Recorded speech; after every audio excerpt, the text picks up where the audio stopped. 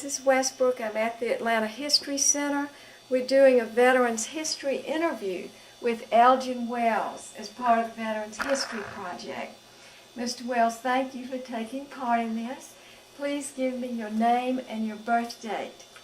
It's Elgin M. Wells, and August 7th, 1917.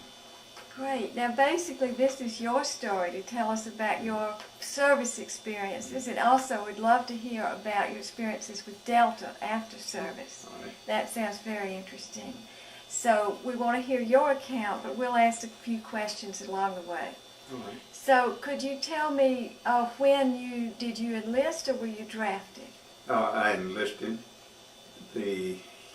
before the war in 1940. The Air Force instituted a program with colleges all over the country to give flying lessons to college graduates, and the course led to a private pilot's license, and there were a number of us who went to our local college, Millsaps College in Jackson, Mississippi, and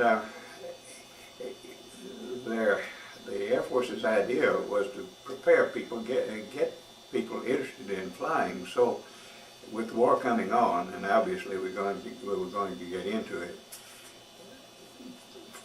for a sort of a preparation for entering the Air Force, and so they would have a pool of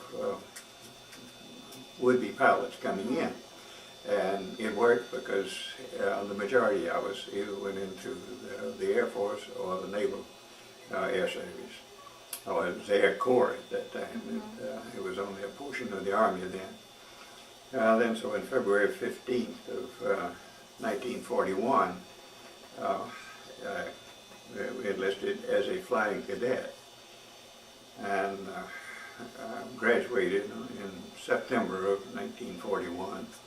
In the class of 41G, and I had enlisted through the Mississippi National Guard, and so upon graduation I was sent back to the Mississippi National Guard in Meridian, Mississippi, which the Guard at that time was an observation squadron.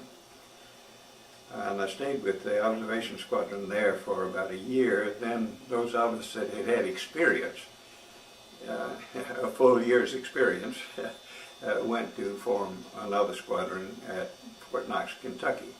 I see. And there we went through a series of evolutions. We were observation and tactical reconnaissance with fighters. We were able to fly all of the Air Force fighters except the P-47. Started out with the P-43, which was a little known fighter. Then these were all equipped with cameras but also had guns. And there was a brief phase where we made photo mapping with B-25s. And that leads to some interesting information about logos, because during the brief period we were photo mapping, we had a logo that was, let's see, this was drawn by me, and that became our logo. Interesting. To illustrate our photo mapping phase. But after a few months we became a photo reconnaissance again, and we were given P-38 photo ships. The P-38 was one of the prominent World War II fighters, but they removed the guns and equipped it with cameras. Would you like to hold up the logo that you were mentioning? We can get that on the camera. I'll hold this up. But since it was we were on the photo mapping brief period. This particular logo wasn't there. So one of our members, who was had been an animator with Disney, drew up one. We called ourselves the Arabs, and he designed this logo. But after the war, long after the war, when Air Force was accumulating its archives, and they had the archives of our squadron, this was politically incorrect. So instead of this, which represented our squadron for the full year, they substitute this silly thing, which had no relevance whatsoever. So when you go to the archives, that is political correctness. Interesting. Substituted. Very interesting. But our reunion group persists in using the politically incorrect one. Well, let me ask you, you mentioned the photo mapping. Where did you do the photo mapping? The photo mapping was just done in practice in Oklahoma. I see. It was, as I say, we were briefly. I see. And then when they made our squadron photo reconnaissance with P-38s, we spent a period of months at Muskogee, Oklahoma, transitioning to the P-38s, and eventually went overseas to the Pacific. And the airplane was called the F-5, which was a version of the P-38. No guns. I see. Let me ask you to go back just a bit. Where were you born and where did you grow up? In Jackson, Mississippi. So you were born and grew up right there, and you were going to college there? Yes, went to college there. I see. Mississippi College. I see. So you had started college before the war. Is that correct? Yeah, I graduated from college in '38. I see. Very interesting. Yeah. So then you went back for the training. Good. Now then, so after you had gotten your training done, what was the first assignment? To the Mississippi National Guard at Meridian, the observation squadron in O-47s and O-52s, which were three-place airplanes. They had a pilot, an observer, which was a commissioned officer who was rated as an observer, and he was also a photographer. And then we had a gunner in the rear who had one flexible 30 caliber machine gun. Wow. And then immediately after Pearl Harbor, we were sent from Meridian to Wilmington, North Carolina to fly Coast Patrol. And we had about 150 mile long area along the coast, and we'd fly up to 50 miles offshore, patrolling, just looking for submarines. And we were armed with one fixed 30 caliber machine gun and one flexible 30 caliber in the back. I mean, it was just pea shooters, really. If we had found, all we could have done if we had found one would be radio. If we had spotted a sub. We could have raked him with with BBs with the 30 caliber guns. You mentioned Pearl Harbor. Do you remember where you were? Yes, we were still at Meridian, training as an observation squadron. How did you get the news about that? And I was in flight actually between Meridian and Jackson, Mississippi, and the squadron radio operator called and told me about that in flight. So. You had no inkling, of course, that such a thing would happen? Not at all.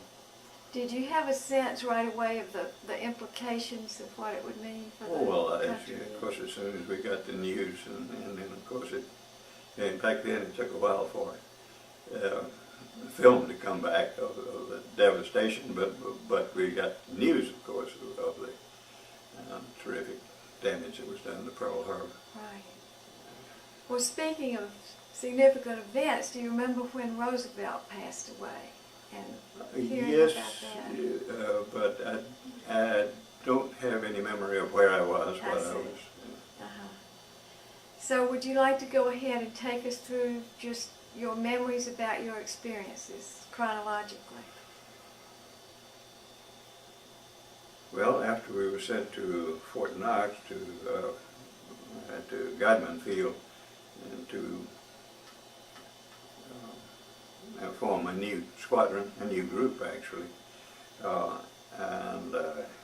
and began training. And to say we became almost a training command, because every time we would train a new bunch of pilots, they would, instead of sending us overseas with this newly trained bunch, they would pull the ones we had trained out, send them as replacements, and give us a new bunch of guys. So as a result, we stayed in the States for several years, just being recycled. And then finally, after they made us photo mapping, then we were a more permanent group and were sent overseas as a unit.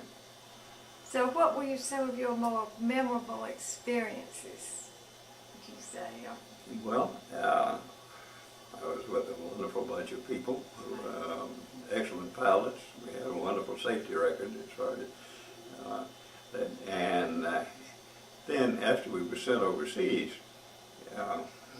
the P-38 flew at very high altitudes, and the photo interpreters and the intelligence people wanted photographs of, sometimes they would specify a specific scale they wanted the photographs of, and so they would assign us an altitude to fly, which would produce a proper scale on the photographs. But normally we flew our reconnaissance missions from 28 to 33,000 feet. And we flew most of it. When we first went overseas, we went to Biak Island, which is off the neck of New Guinea. Excuse me, could you spell Biak, please? B-I-A-K. Thank you. And it's become a resort island now. It's a beautiful little tropical island. And then from there we moved on up through the Philippines. We flew our first missions out of Biak down over Borneo and that area. And then from the Philippines we flew missions over Formosa, which is now Taiwan. And so we covered the Japanese airports on Taiwan regularly, at least once a day and sometimes twice a day.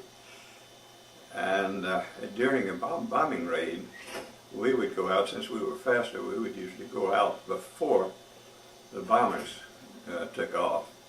We would make before photographs, then wait a while, circling until the bombing. We would actually take photographs during.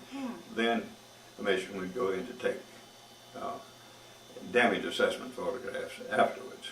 I see. But we covered, I think, something in the order of 60 airports on the island of Formosa on a regular basis to keep up with what was going on there. Wow. And the photographs were taken in stereo pairs, or it was a continuous roll of large 9-inch wide film. But there would be 60% overlap between adjacent pictures, so the photo interpreter could lay them on a table and through a stereoscope actually see a three-dimensional picture of what was on the ground, and something that might be camouflaged to look like just a flat area. They could see three-dimensionality to it,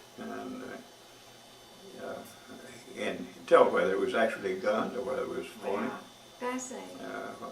It sounds to me like that might have been the latest equipment available at the time. Oh, it was. Definitely. It was. We had the latest version of the P-38 that was modified. We just took the guns out. And hey, you notice I left blank where it says medals and so forth. The motto of the Port of Reconnaissance people was, let's see, unarmed, alone, unafraid. And we also added unappreciated because the information we brought back was absolutely vital, and it was eagerly awaited by the military planners. But somehow we were complete. Let's see, I flew 23 combat missions and a number of other locally called combat missions, but they were but no one in our squadron got any sort of medal. Incredible. Normally, I say fighter groups, bomber groups, 5 missions, they'd get an air medal. 25 missions, they'd get a distinguished flying cross. And I bet that material was very top secret, I would think. No, no. In fact, we were fortunate in that we flew at high altitudes, and the performance of our airplanes was such that if we could outrun or outclimb any fighters that came after us.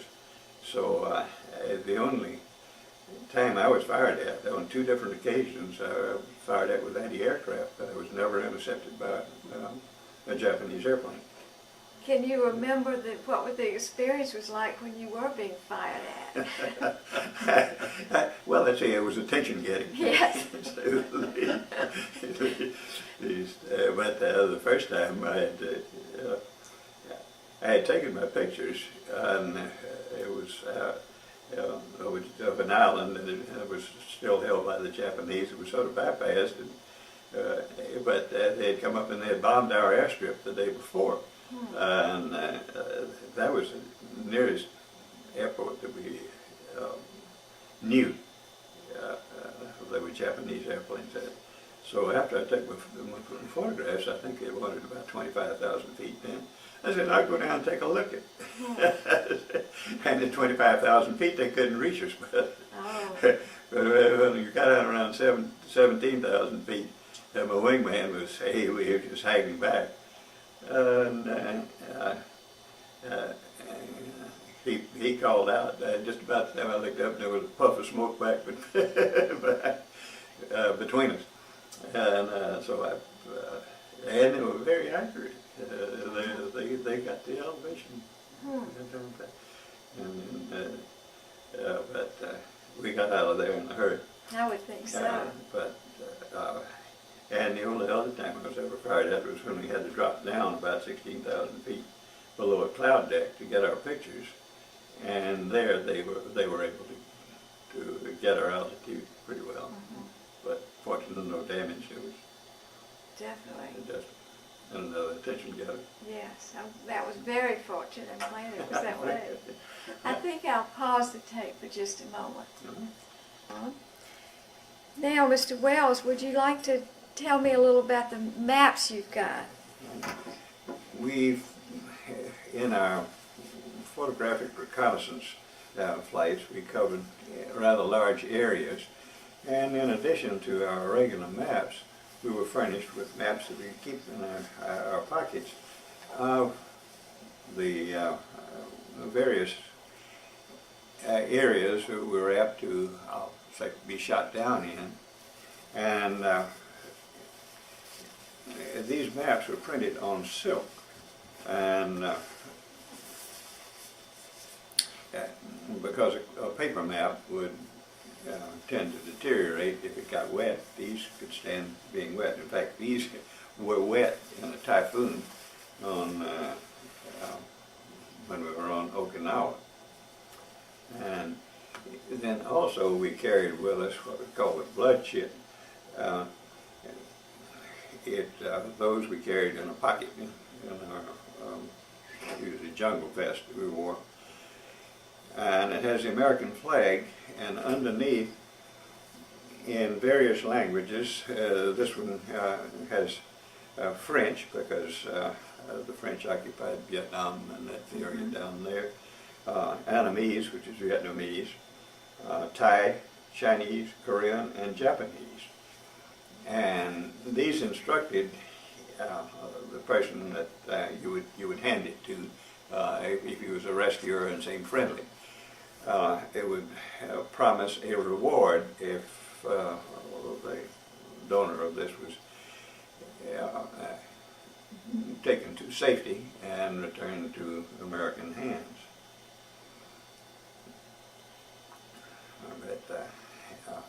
This was one that I used to carry in my jungle vest overseas. What else have you brought that you'd like to show us?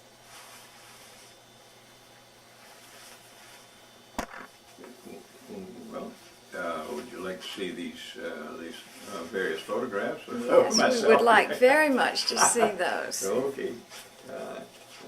This was, I believe this was as a cadet, and there in my cadet uniform in flying school in 1941. Then,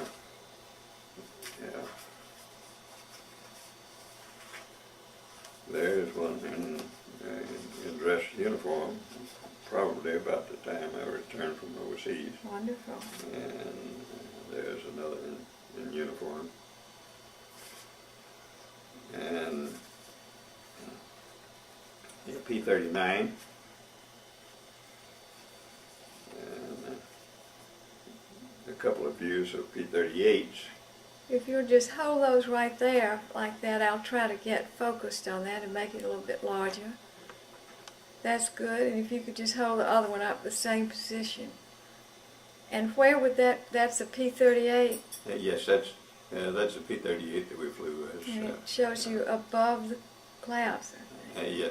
Well, we flew at high altitude Way most high. of the time, either high altitude or very, very low altitude. We had forward cameras, and we could fly at treetop level, come in and photograph individual gun sites, things like that. And flying at low altitude and very fast, this airplane would do a good 350 miles an hour at low altitudes. And we could be in, take our pictures and out before they realized we were coming. Wow. Good. And then there's a photograph of me. Excellent. This is a P-40 in about 1943. Well, that's wonderful. Thank you very much.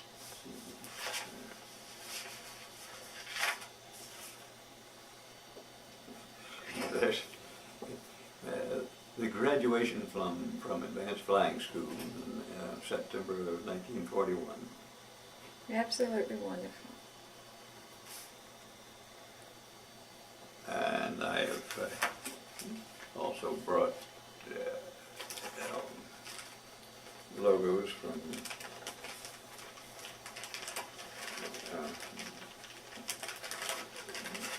some of the units, the 3rd Air Force, which was a training Air Force in stage, and then the Army Air Corps before it became the Air Force or Army Air Forces, and the pilot wings. Ah, wonderful. And gasoline rationing card from 1943. Excellent. Which is an antique now. Very interesting. Very interesting. So then how long were you in the service? From 5 years, almost exactly, from February 15th of 1941, and my terminal leave after I got back from overseas ran until the middle of February of 1946. So I was essentially paid for almost exactly 5 years of service. I see. What about when the atomic bomb occurred? Do you remember? Oh yes. Of course, that happened. Yes, we were at Clark Field in the Philippines. That was the last base that we flew combat missions out on. There was quite a celebration that went on. We had actually heard rumors. I remember there was a story floating around a couple of weeks before the atomic bomb was dropped that that some colonel was making big bets that the war would be over in a matter of weeks. And we had a notion that apparently somebody had done some leaking. Very interesting. So it wasn't that much of a surprise, of course. Nobody knew the horrendous damage that the atomic bomb did. But, now, as an editorial comment, those of us who were there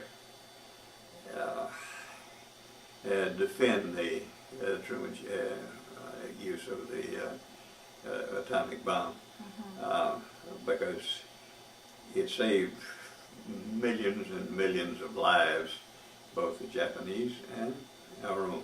We've heard that. It would have been a savage invasion of Japan because they were prepared to fight to the end.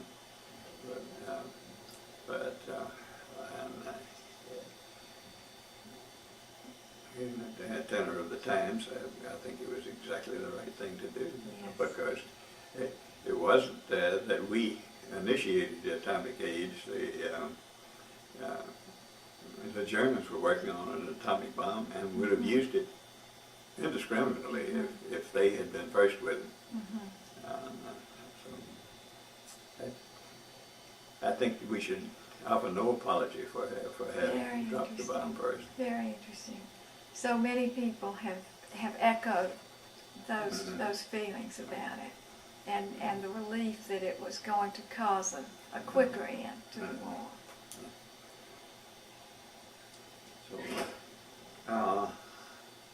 and then after your service, let's think about if there's anything about your service you'd like to talk about, anything we might have left out, but then go ahead into after the service and your career afterwards. Well, I was associated with a bunch of wonderful people. We had great airplanes to fly, thanks to our marvelous production capacity in this country when everybody dived in to build airplanes, build ships, build tanks. Right. And in a very short time tools up to produce these wonderful machines. I enjoyed flying every airplane we did. I flew about, I think, 28 different kinds of airplanes, from fighters to the bombers.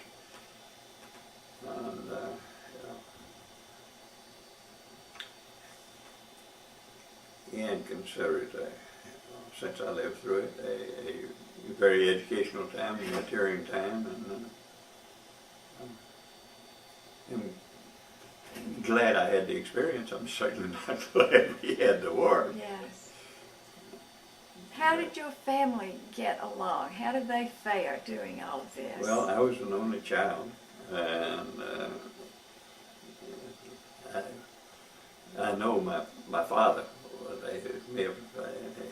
He died up.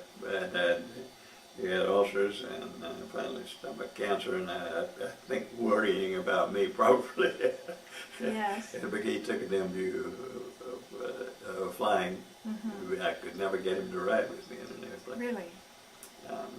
Were you able to keep in touch with V-mail? Oh yes, very much so, because I was married at the time. I was married when I went overseas and expecting a child. Oh. But I tried to write every day. And, wonderful.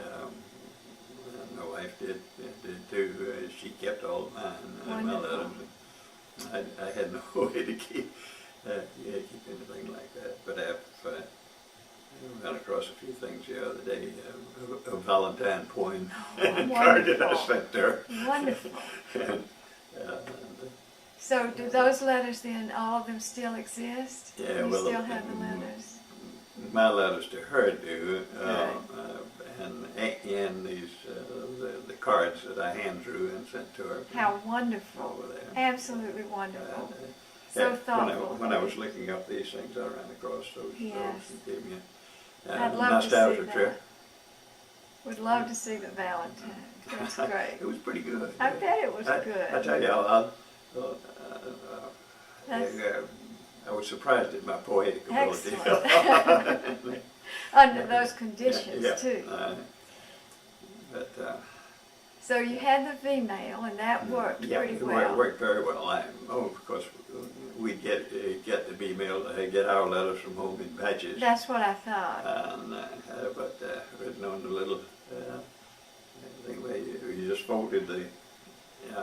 So was there anything special they did to send you to help keep your morale up, keep spirits high? No, just good letters. Both my parents or my mother wrote.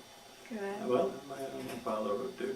Did you have much feeling how rationing was going, and how did they have a victory garden or that sort of thing? No, they didn't. My father was on the ration board at home. Very interesting.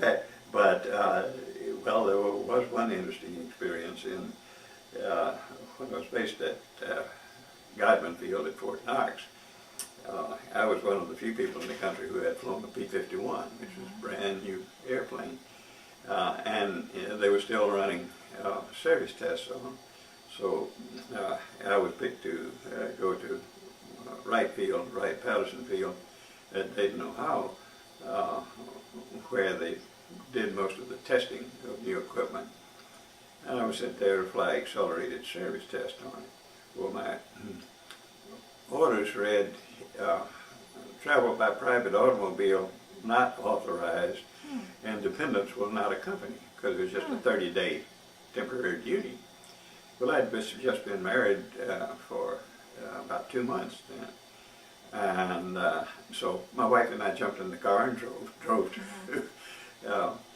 Wright Field for the thing. And then while we were there, they initiated gas rationing. And there I was with a 1941 Plymouth, and no excuse to be there with a car. And but I was able to sweet talk a lady in the ration office to give me enough gasoline to get back. Excellent. That saved the day. Yeah.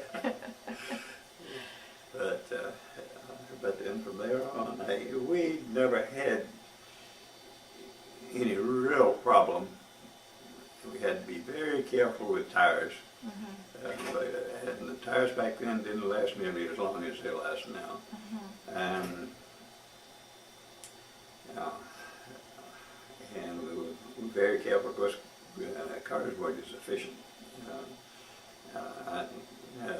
That 1941 Plymouth probably got 15 or 16 miles to the gallon at the most. So we were very careful about the trips we took. And you mentioned you were married and you had a child on the way. So how did you get the news? I imagine you were not home. By email. Really? Yeah, and of course that was probably 10 days after the baby was born. Very exciting. Oh yeah, very. Yeah.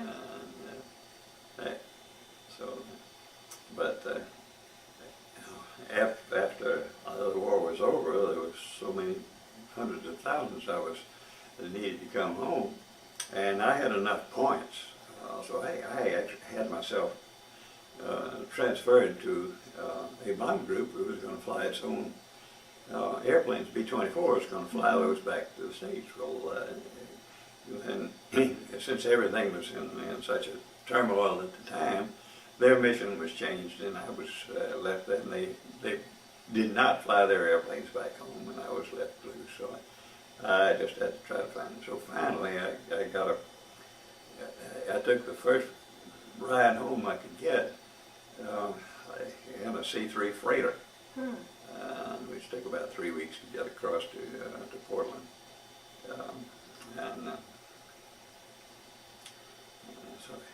And actually, and I left the squadron in Okinawa, and the squadron went on up to Japan. They got the first souvenirs and all that, got the swords and things. And at least one of the guys beat me back to the States, because you have met him at the Officers Club bar in Portland. He'd just arrived, and he'd been to Japan. So I missed out on that because I thought I was going to be back home by a month or two. I see. Interesting. So then when you came home, what was your first step? Did you begin to look for a job? Or? Yes. I took a temporary job as designing burlap bags for a bag company that my father had been a customer of, and put in applications to airlines. And,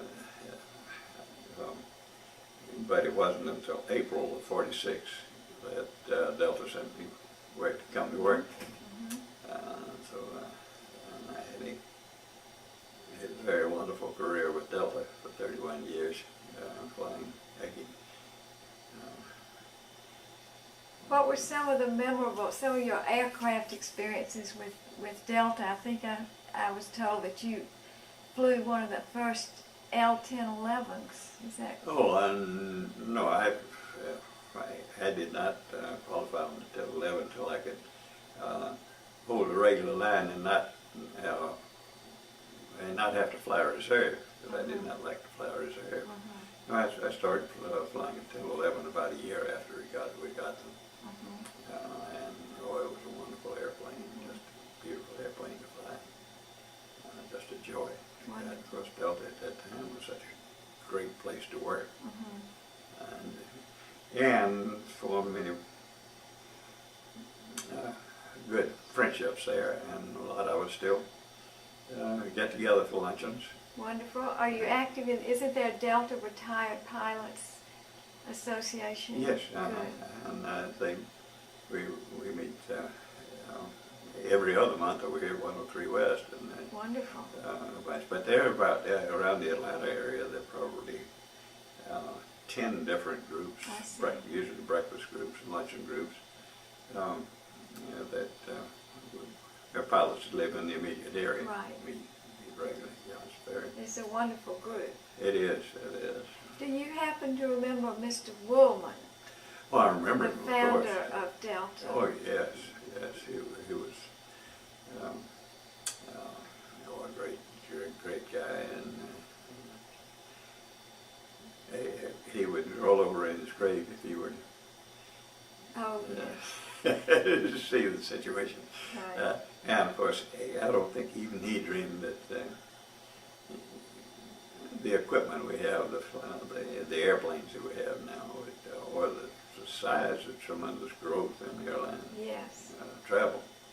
He would be amazed. He would be amazed. But he was quite a visionary. He was a visionary. Right. And one of the kindest, most gentle men you'd ever want to meet. He must have been remarkable. I was reading about him recently. Yeah. And we were led by a succession of very good managers up till the last few years. What about other things related to your, Rebecca told me she thought you practiced in your basement on a cockpit that you had in your basement. Is that correct? That's very interesting. Well, in transitioning from one piece of equipment to the next, and of course everybody wanted to move up to the next higher paying and bigger airplane.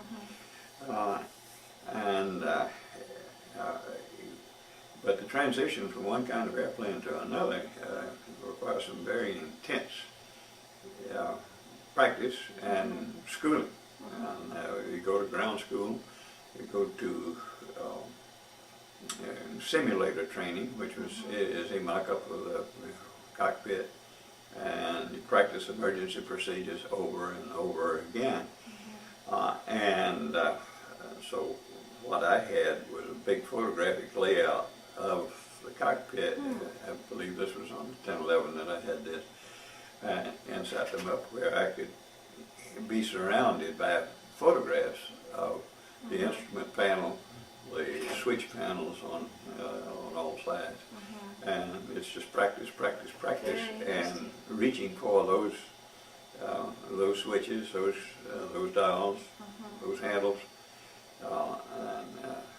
It's just practice, practice, practice, and, until you know where every switch, every instrument, every gauge in the cockpit is. So I had forgotten about that. I didn't remember that, but Very that was. interesting. It was.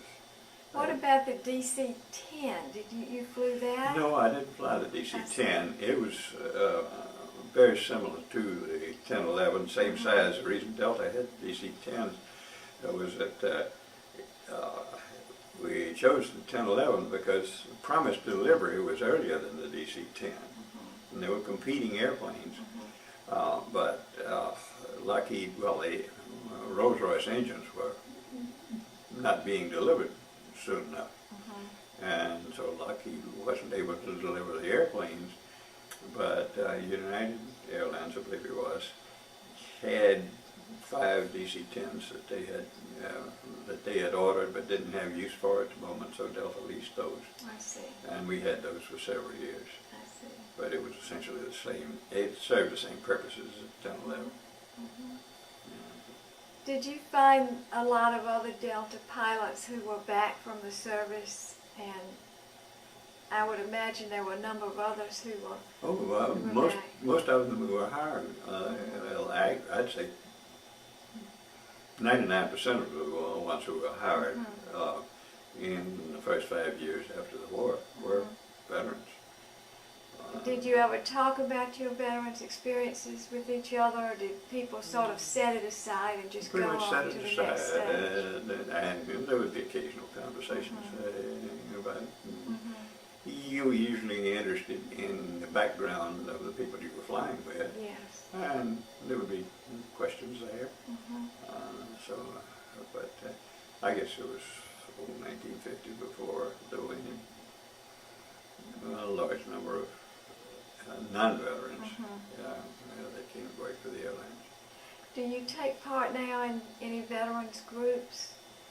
No, not really. I just had a request the other day from a member of this my squadron overseas. He's writing his memoir and wants my input on it, and wants to compare notes to be sure he gets dates and things. Correct. There seems to be more readiness now to keep those memories and to talk about them. The next generation now ask for all that. Exactly. Says we need to get your record. Exactly. Of this, so I remember that. So I'll say, man. Do you have any comments for the future generation, or for, say, those who are coming along now? Well, no, not really. I fear for the coming generations that they're going to have a tough time. Maybe not with my son, but the next generation is going to have a tough time. It's a different world, and different days, and I don't envy them the prospect. On the other hand, there's so many wonderful things that go on in this world, and technology, advanced things. There's so many great opportunities. But if our educational system doesn't improve, the Europeans and the Asians are going to overtake us. Yes. Well, can you think if there's anything that you would like to add, any experiences that you might have not touched on yet? No. I consider myself fortunate to have had the experiences I have had, and the same my overseas experience was, I had no real hardships whatsoever, and so I was extremely lucky in where I was based and when. we were fortunate that you were there and that you were up there taking care and seeing what was going on. I was glad I was able to contribute. Yes. My contribution was primarily in Present. All right. We'll take a quick break just for a moment. All right. Thank you, Mr. Wells. We're going to continue on now. And you've covered up through the veterans' experiences in Delta. And let's talk about when did you retire from Delta and what have been some of your experiences that you could tell us about. What have you enjoyed doing since you retired? Well, I retired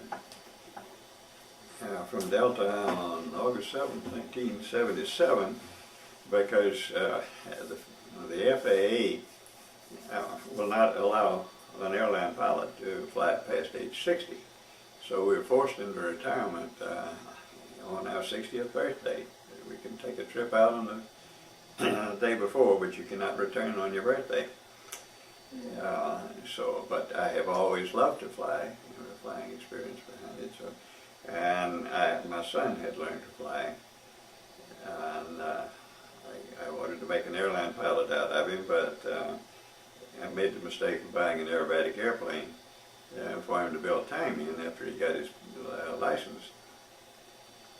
And he had no interest in flying right side up. So we had fun doing aerobatics and have continued it to this day. And we have a two-place aerobatic airplane, and my son flies air shows, and up to I had a stroke about less than 2 years ago. I flew an air show myself. We have a smoke machine on our airplane. So my son flies air shows for a higher rate than now. But even though I do not have a medical certificate now, I can still fly just as well as I ever did. But I have to fly with someone else acting as pilot in command. But I get to do some flying. So once every week, 10 days, I go with my son. And we do aerobatics.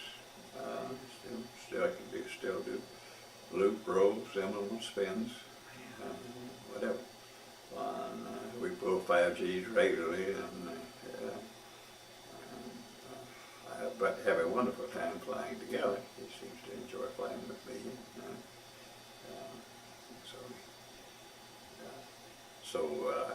I've been able to continue my flying up until today. Yeah, I flew an air show at age 84. Remarkable. And Amazing. and could still do the same thing, but except I could not do it solo. Wow. But anyway, in addition to that, as a retirement project, I built a house in the North Georgia mountains, which we still enjoy. Wonderful. And so I've tried to stay active. Try not to let any grass grow under my feet. I definitely think you've accomplished that. What is this, I heard about some routine with toilet paper that's flying around. Yes, we used to take a couple of rolls of toilet paper with us, and we started unrolling, get about 2 or 3 feet, unrolled to form a tail for it, and then toss it out of the airplane. Then by the time we can turn back around, it is unrolled and is hanging in a vertical line with a tube at the bottom of it. So we cut the tube off first because it's acting as an anchor and making it fall faster. Then we proceed to cut it up. We'll do a loop to come back over into it. Continue doing aerobatics to try to chop it up into little bits. So sometimes it looks like a bunch of little birds flying, little white birds flying. And we don't. we don't let enough of it hit the ground to roll anybody's yard or anything like that. Amazing. But, That's amazing. but it's a form of free flight. You forget about the airplane. You're just part of the airplane. You make it do what is necessary to go back and do it. It's the purest form of powered flight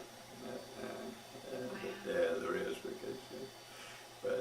Well, that's an old game that pilots have played for many years.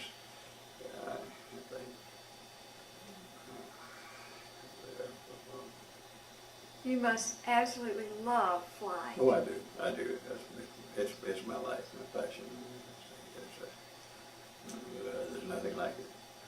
Yeah, and particularly, I mean, I'm not interested in flying from here to there anymore. I did that 31 years without it.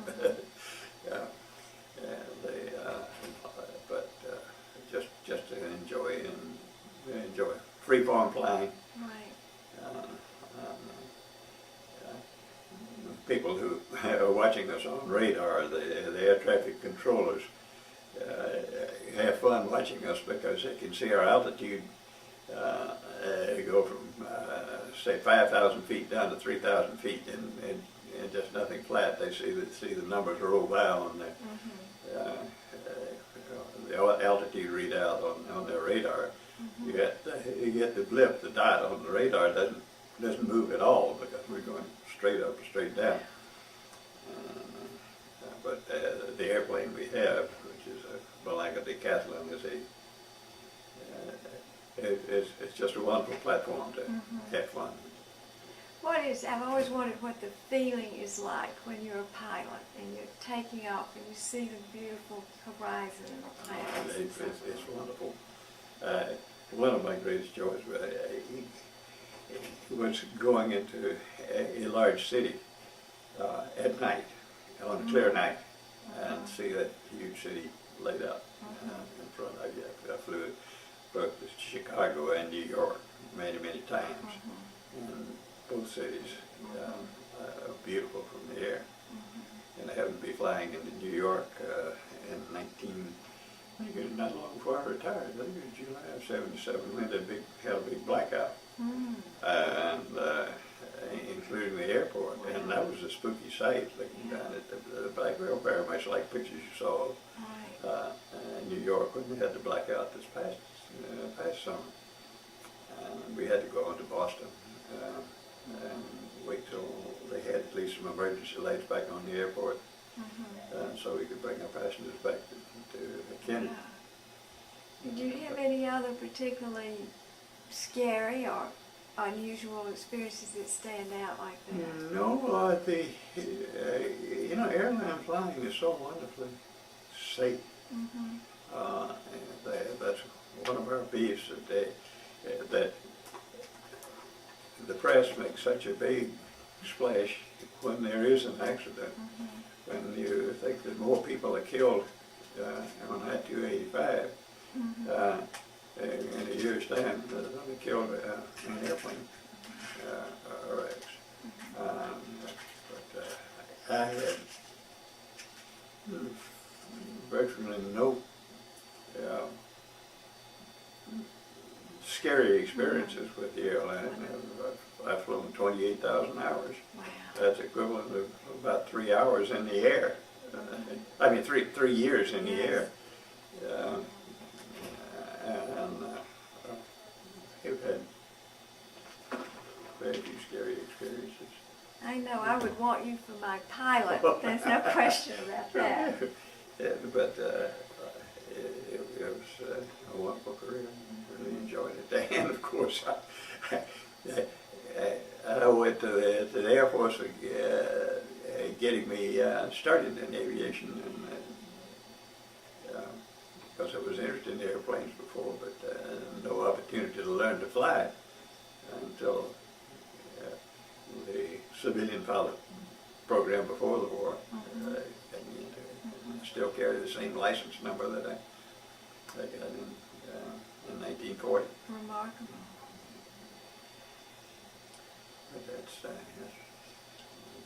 I consider myself extremely fortunate experience that I've had both wartime and peacetime. Wonderful. When you look ahead to flight, do you sort of imagine what might come next? It's hard to imagine. Now the trend is toward small jets, 4 and 5 passenger jets that individual millionaires can afford. But airliners have just about reached their limit in size. There's the Airbus, the European agency, is planning one that'll carry about 550 passengers. But it's going to be interesting to see whether it's a success, because it just may be too big to really be practical. But the speed won't be any greater, because supersonic transport, as the British-French Concorde, it is so expensive to power an airplane to those speeds that really the maximum speed, unless there's some huge leap in propulsion, probably something comparable to the jet's increase in capacity over piston airplanes. Yes.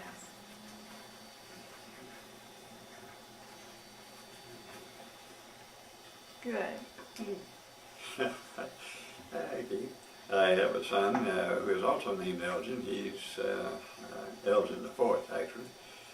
And he has a daughter who's 25 years old. Of course, my son is married, and his primary love is music. He plays, he says, 20 different instruments. He plays every type of instrument except the double reeds, a oboe and bassoon. But I think he has one of every instrument other instrument there is now, and does well. He has a studio and can perform as much as a symphony orchestra, I guess, by playing one track at a time, one instrument at a time. And he had an album of Christmas music that I gave a friend. And after listening to it, he says, "How many pieces does he have in his orchestra?" And I said, "1." And he couldn't believe that, because it sounds like, I think he had about 7 or 8 tracks on it, 7 or 8 different instruments on there. And by the time he's through recording all those tracks, he's a full band. And he's made some very good things. But the music business doesn't pay very well now. So he is instructing in aerobatics. And he has 4 or 5 students now who he's teaching aerobatics to. Flying is his second love. I mean, he would like to be able to, and he flies air shows for hire. And he would like to be able to make a good living with music, but there's just no opportunity for it now. The band situation in Atlanta is absolutely gone. There's no. He played at Race on the River for about 15 years, and they paid good money at the time, but then they decided they couldn't afford that for entertainment, and he couldn't afford to work for what they were willing to pay, so they parted company. But he continues to compose and record. Wonderful. And has several prospects with people who receive requests from movie producers and TV producers for certain types of songs. Wonderful. And they put out requests for that type of music, and he submits for that. He's hoping that will be a money-making enterprise. That's wonderful. But he's the most talented musician I've ever known, and the best pilot I've ever known. Oh, I love that. What a wonderful I tell you, combination. Wonderful. well, we refer to him as a Renaissance man. I think he definitely is. He remembers everything he ever learned in school. Yes. Remarkable. He majored in psychology and English, and he's good at both. How wonderful. Well, you've had a remarkable career yourself and a remarkable life. We appreciate your sharing it with us very much today. I've enjoyed it, and Thank you. I hope it'll be of use. Good. I know that it will be. Is there anything else you'd like to add, dear? Not a thing in the world. I think we've covered all the bases. Well, thank you very, very much. You're quite welcome. Thank you.